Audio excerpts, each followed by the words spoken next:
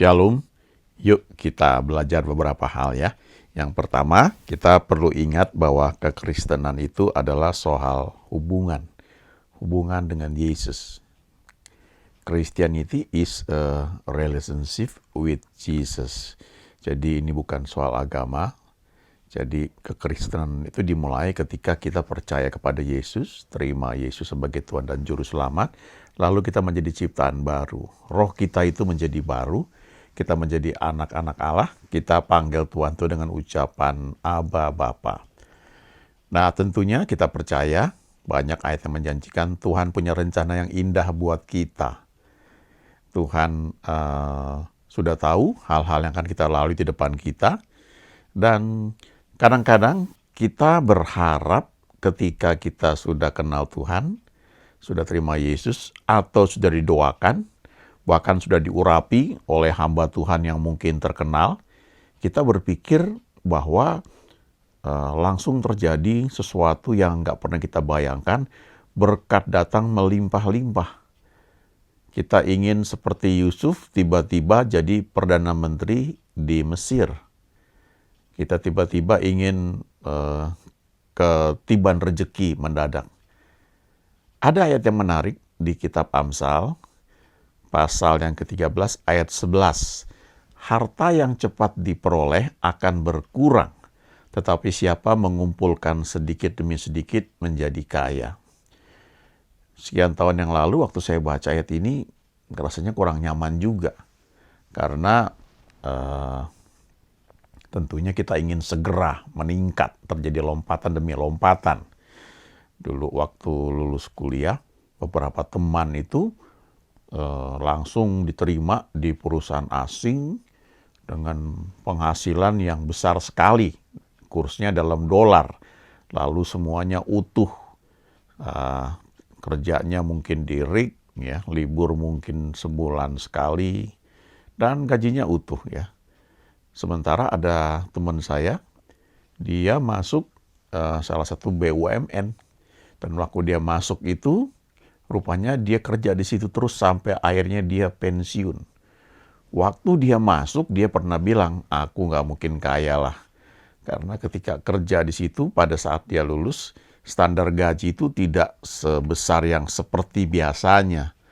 Udah ada sistem, tapi dia ikuti terus. Dan siapa nyangka bahwa setelah sekian puluh tahun, dia jadi direktur utama salah satu anak perusahaan dari BUMN tersebut. Dan akhirnya dia jadi direktur utama dari BUMN yang sangat besar. Nah, saya melihat bahwa teman saya ini, walaupun awalnya gaji dia itu tidak besar, tapi dia setia, dia dibentuk, dia istilahnya kalau di ini ya, dia berbaur, dia merge ya, dia masuk ke dalam perusahaan itu dari bawah, dan akhirnya ya dia pantas menjadi direktur utama karena dia mulai dari bawah dan memang prestasinya bagus. Kadang-kadang jujur ya, kalau doain orang ya, ketika ada kesulitan, ada masalah, rasanya ingin supaya segera melihat jawabannya itu. Jadi ketika orang lagi nggak punya uang misalnya, terus didoakan, inginnya tiba-tiba langsung peroleh berkat tiba-tiba.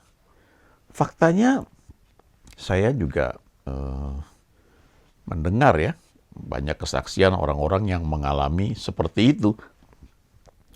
Bahkan saya juga ngalamin juga ya, ketika saya menabur misalnya, pertama kali belajar memberi pemberian yang terbaik di gereja, itu terobosan pertama kali. Karena dulu biasanya kalau beri persembahan, ya nggak seberapa.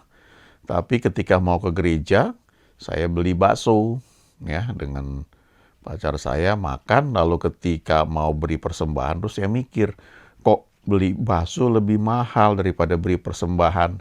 Padahal berbakti di gereja yang bagus, di hotel, pakai karpet, pakai AC, pakai sound system bagus, musiknya juga keren, firmannya juga sangat memberkati. Lalu kenapa saya memberi yang sekedarnya? Nah, ketika saya mulai memberi dengan ukuran yang sebelumnya nggak pernah saya lakukan, itu hari Minggu, hari Seninnya tiba-tiba saya dapat bonus dari tempat saya ngajar bimbingan belajar. Nah, itu nggak pernah dipikirkan sebelumnya, ya. Jadi kadang-kadang kita mungkin ingin seperti itu, ya, dan memang terjadi. Tapi kalau kita lihat ayat ini, ya, ini bicara tentang kemampuan mengelola dan tidak semua orang punya pada awalnya. Perlu belajar. Memang nggak bisa dipungkiri dalam satu keluarga, kadang-kadang ada anak yang entah by nature ya, dia sudah terbiasa ketika ada uang tuh dia nggak boros ya, dia simpan, dia pakai seperlunya, dia mengatur dengan baik. Tapi sebaliknya ada anak yang boros ya, apa aja dia beli. Jadi dapat duit berapapun ya cepat habis, dia nggak pernah nabung misalnya. Orang-orang seperti ini kalau kerja gaji berapapun nggak akan cukup. Waktu masih karyawan baru, naik angkutan umum, gajinya ngepas. Ketika gaji mulai naik, maka dia mulai menikmati makanan, kemudian pakaian, lalu transportasi juga mulai berubah, lalu mungkin mulai nyicil kendaraan. Nah, setelah sudah punya kendaraan, mungkin udah punya posisi naik lagi di kantor, lalu mulai berpikir lebih jauh lagi. Mungkin untuk beli rumah, satu hal yang wajar ya, itu satu kebutuhan. Tapi yang jadi masalah kadang-kadang, apakah kita perlu punya mobil ya begitu banyak, ataukah rumah ya begitu banyak? Ada orang-orang tertentu yang memang dia nggak cari-cari, tapi itu datang sendiri. Ada salah seorang pemimpin yang sangat hebat ya. Dia juga warga negara kehormatan di luar negeri. Jadi dia dapat banyak bonus dari perusahaan-perusahaan tempat dia kerja, termasuk mobil-mobil mewah. Kalau itu sih mungkin oke ya, tapi saya mau sampaikan ini untuk secara umum.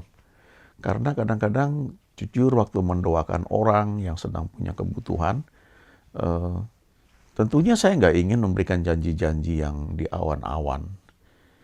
Tapi kalau kita sedang berdoa, lalu kita izinkan Tuhan itu bekerja, kadang-kadang dalam hati itu ada luapan, ada prophetic words ya, prophetic prayer, doa yang profetik.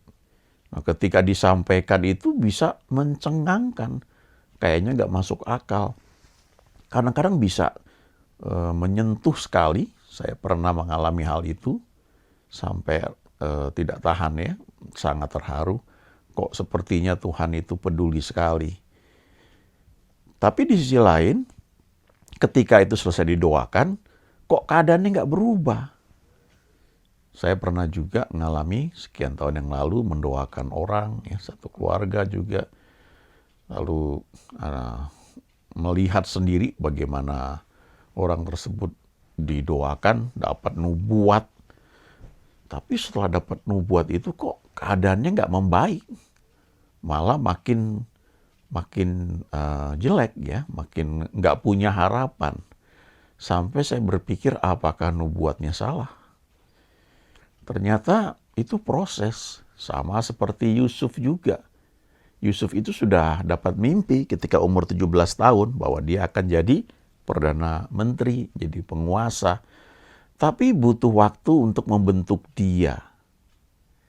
Coba kita lihat ini ya, ada ayat yang Paulus sampaikan, yang dia katakan, be joyful always, bersukacitalah senantiasa, pray continually, teruslah berdoa, tetaplah berdoa, give thanks in all circumstances. Ya.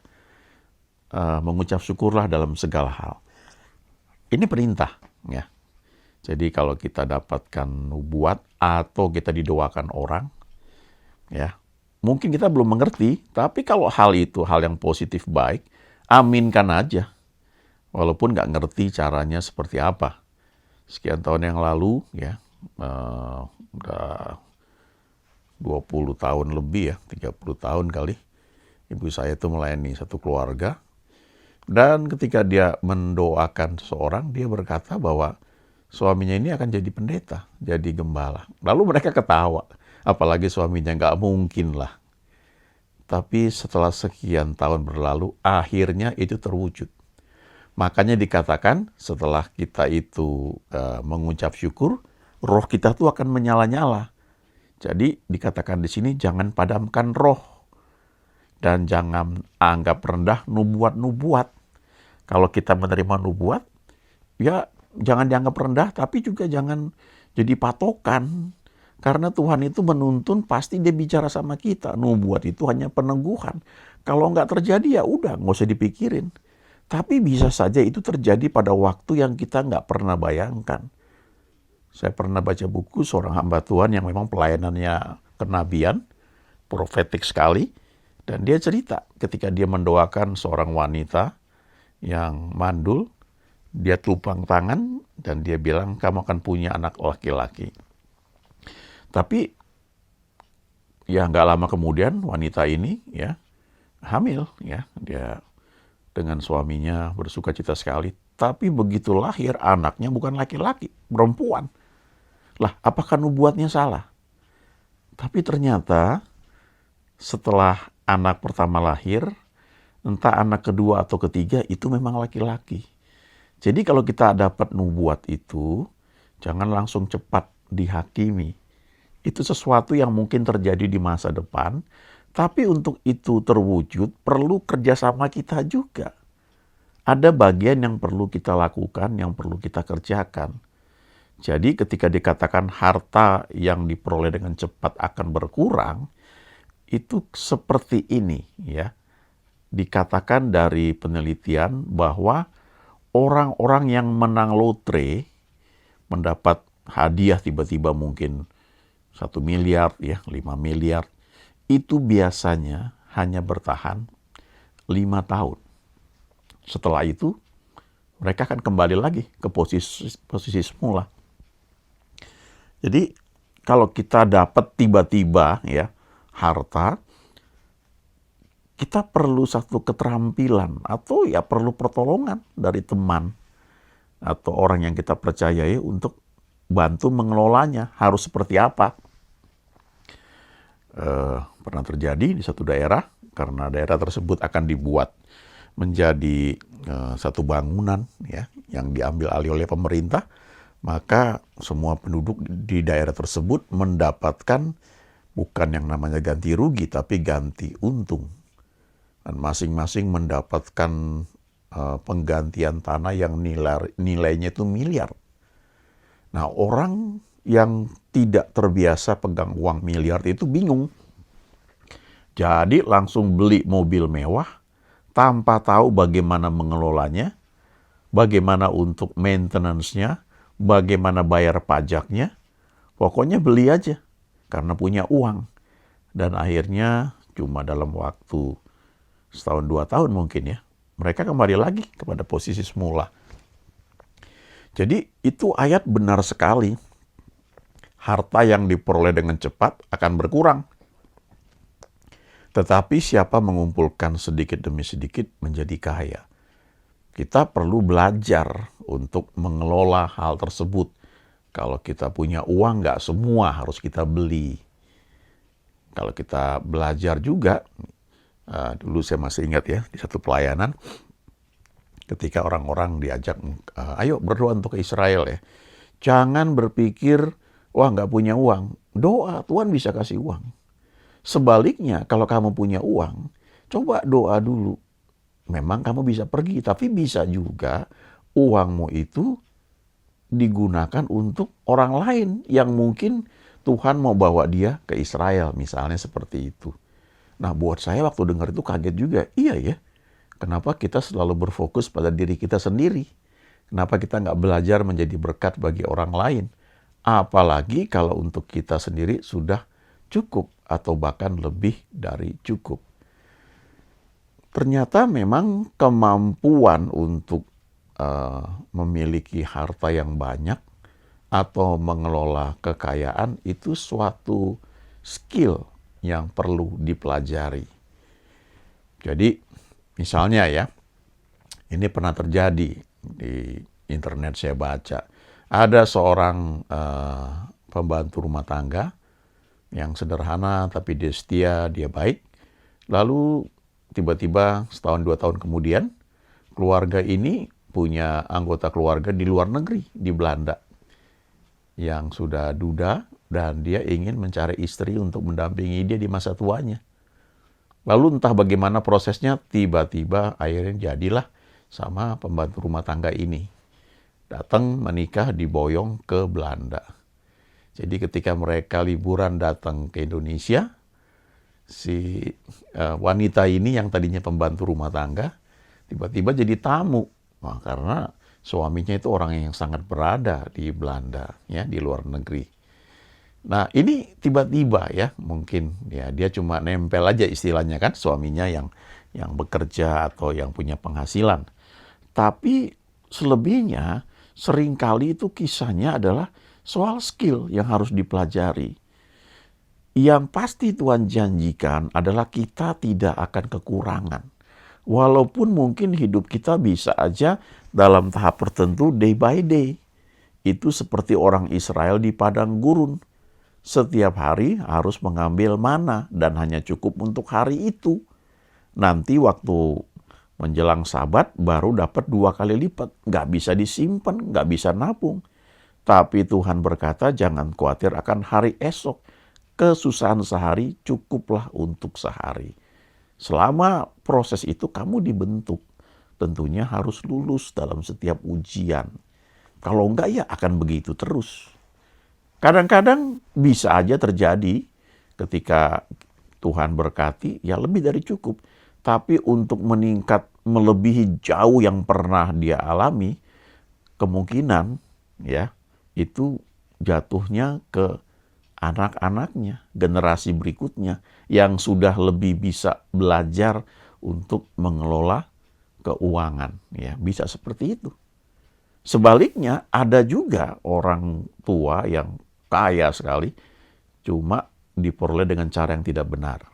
Nah, ayat ini, Amsal 13 ayat 11, dalam terjemahan lain dalam bahasa Inggris, dikatakan begini, harta yang cepat diperoleh dengan cara yang tidak halal akan berkurang. Jadi, ada teman yang cerita, dia punya teman itu orang tuanya kaya, tapi caranya ya tidak baik. Jadi, banyak orang nyetor uang kepada orang tuanya ini karena posisi daripada si ayahnya. Dan dia bisa minta uang kapan aja. Dan ternyata hidupnya tidak terdidik dengan baik.